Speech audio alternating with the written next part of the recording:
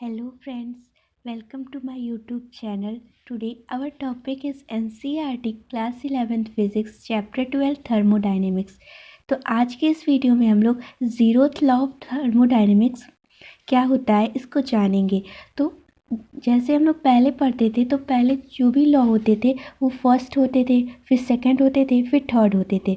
तो उनका sequence first second third चलता था। तो थर्मोडायनेमिक्स के जो लॉ हैं वो ज़ीरो से क्यों स्टार्ट हुए? इसलिए ज़ीरो से स्टार्ट हुए क्योंकि फर्स्ट और सेकंड लॉ जब डिस्कवर हो गया था उसके बाद ये ज़ीरोथ लॉ आया।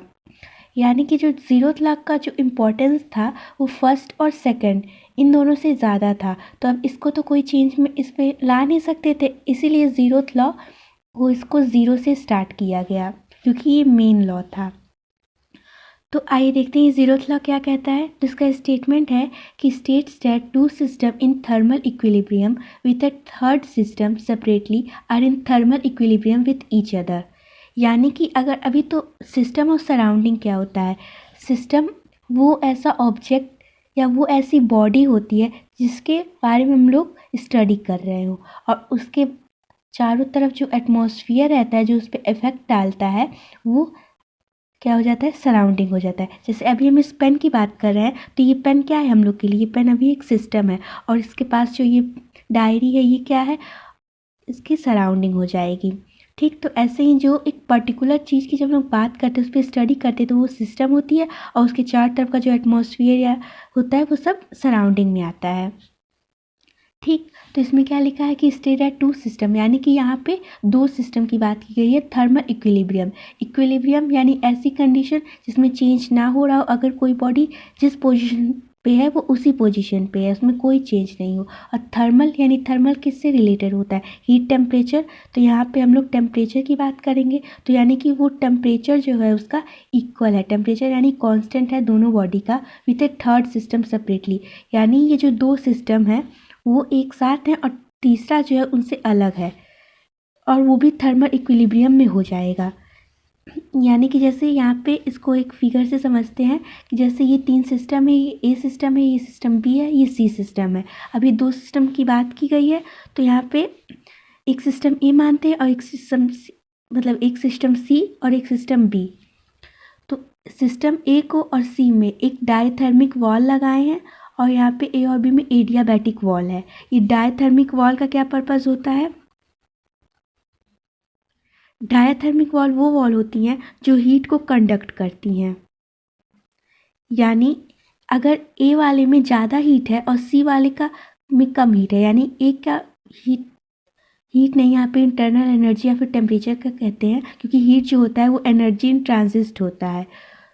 और इसमें मान लेते हैं कि ए का ज़्यादा टेम्परेचर है और सी का टेम्परेचर कम है, यानी कि हाई टेम्परेचर लेवल पे है और इसका टेम्परेचर लो है। अभी हम लोग एज्यूम कर रहे हैं तो हीट कैसे फ्लो करेगी, हायर से लोअर में फ्लो करती है तो इसमें ये फ्लो हो जाएगी। ठीक, अगर यहाँ पे अब एक सिस्टम बी है और यहाँ पे इस वॉल को कौन सी वॉल लगी है, एडियाबैटिक वॉल लगी है। तो जो एडियाबैटिक वॉल होती है वो हीट कंडक्ट नहीं करती, ये इंसुलेटर जैसा बिहेव करती है, ये कंडक्टर जैसा बिहेव करेगी और ये जो होती है वो इंसुलेटर जैसा बिहेव करती है। तो इंसुलेटर क्या, जो हीट को फ्लो नहीं करते।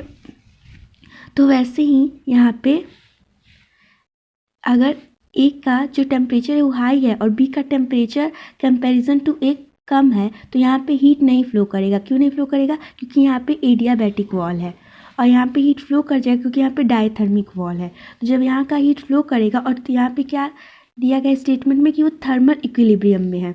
अगर वैसे भी देखें तो हीट फ्लो कर रहा है तो कब फ्लो बंद हो जाएगा, मतलब कब फ्लो स्टॉप हो जाएगा, जब इन दोनों की कंडीशन इक्वल हो जाएंगी, ये दोनों इक्विलिब्रियम पे आ जाएंगे तभी तो हो जाएगा। तो ये ऐसा कब होगा, ऐसा तब होगा जब T A equal T C हो जाएगा, तब हीट फ्लो नहीं होगा। क्यों नहीं होगा, क्योंकि अब ये कांस्टेंट टेम्परेचर पे आ गए हैं। जितना हीट अब इसके पास है, मतलब जितना टेम्परेचर अब इसका है उतना टेम्परेचर अब इसका हो गया है। तो वही यहाँ पे लिखे हैं कि T A equal T C, यानी temperature of A and temperature of C अब ये दोनों इक्वल हो गए। अब अगर ये तो हो गया हम लोग का फर्स्ट केस, अब यहाँ पे भी तो डायथर्मिक वॉल से ही बी और सी को भी तो सेपरेट किए हुए हैं।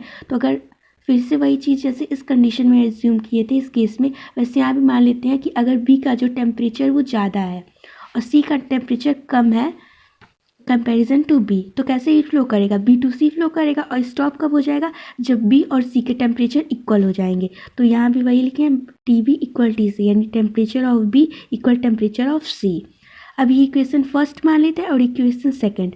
अब मैथमेटिकली देखें तो यहाँ पे क्या आ जाएगा, फर्स्ट और सेकंड को कंपेयर करेंगे, T A equal T B, क्योंकि अगर ये इसके इक्वल है और ये इसके इक्वल है तो आपस में ये भी दोनों तो इक्वल हो जाते हैं, तो इसलिए T A equal T B हो गया, यानी टेम्परेचर ए का और टेम्परेचर बी का दोनों का इक्वल हो गया।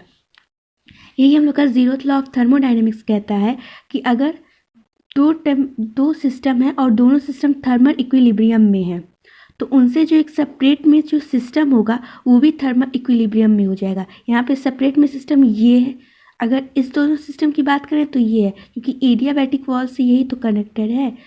यहाँ पे तो डायथर्मिक वॉल लगी है, तो इसके और इसका टेम्परेचर इक्वल हो जाएगा, इसका और इसका टेम्परेचर इक्वल हो जाएगा। जब इसका इसका हो जाएगा तो सेपरेटली इसको मानेंगे, और जब इसका और इसका हो जाएगा तो सेपरेटली इसको मानेंगे। तो इसीलिए दोनों का टेम्परेचर जो है वो इक्वल होकर T A equal T B मिलेगा। तो इसी के साथ हम लोग का जीरोथ लॉ ऑफ थर्मोडायनेमिक्स यहीं पे ख़त्म होता है। आई होप ये वीडियो आपको अच्छी लगी होगी। अगर ये वीडियो आपको अच्छी लगी तो प्लीज़ इसे लाइक कीजिए, शेयर कीजिए, चैनल को सब्सक्राइब कीजिए। Thank you.